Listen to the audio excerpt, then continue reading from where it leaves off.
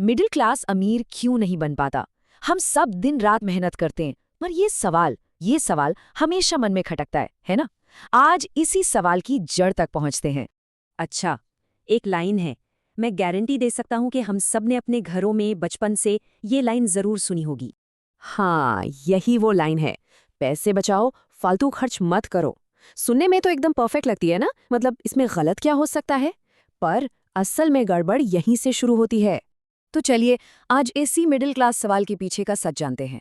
पता लगाते हैं कि जो सलाह हमें बचपन से एक सुरक्षा कवच की तरह दी जाती रही है, वो असल में हमें अमीर बनाने की बजाय हमें रोक क्यों रही है। तो आखिर वो कौन सी एक सबसे बड़ी गलती है जो मिडिल क्लास को आगे नहीं बढ़ने देती?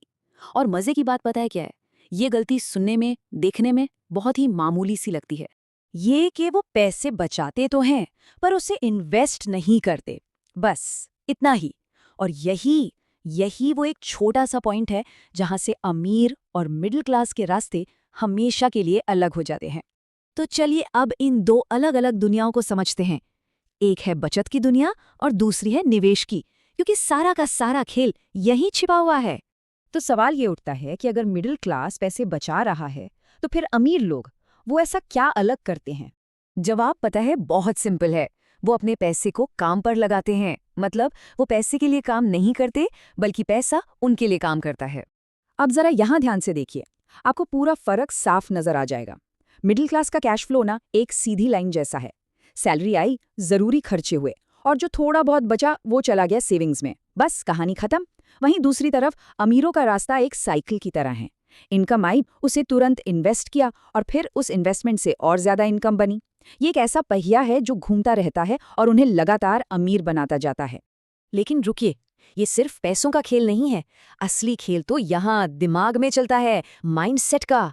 एक ऐसा जाल है जिसे हम कहते हैं सेफ्टी माइंडसेट ट्रैप। और ये हमारे दिमाग में बचपन से ही डाल दी जाती है, हमें पता भी नहीं चलता। और कुछ ऐसी बातें सिखा दी जाती हैं जो हमारी फाइनेंशियल ग्रोथ पर एक तरह से ब्रेक लगा देती हैं।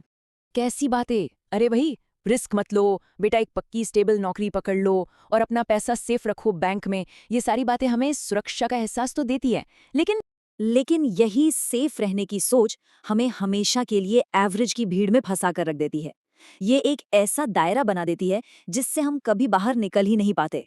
चलिए इस बात को एक बहुत ही सिंपल से एग्जाम्पल से समझते हैं, सब कुछ एकदम क्लियर हो जाएगा। मान लीजिए आपके पास 10,000 रुपए हैं। अब इन 10,000 रुपए को अगर हम बस एक सेविंग अकाउंट में डाल दें, तो क्या होगा? यहाँ देखिए, सेविंग में रखे वो 10,000 रुपए 1 साल बाद भी 10,000 ही रहेंगे। बल्कि सच तो ये है कि महंगाई की वजह से उनकी असली वैल्यू और भी कम हो जाएगी।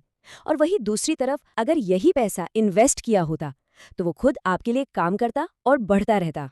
तो ठीक है, प्रॉब्लम तो समझ आ गई, पर इसका सोल्यूशन क्या है? अच्छी बात यह है कि सोल्यूशन मुश्किल बिल्कुल नहीं है। यहाँ 3 बहुत ही आसान उपाय हैं। तो सवाल यह है कि आखिर इस जाल से बाहर निकलने के लिए करना क्या है?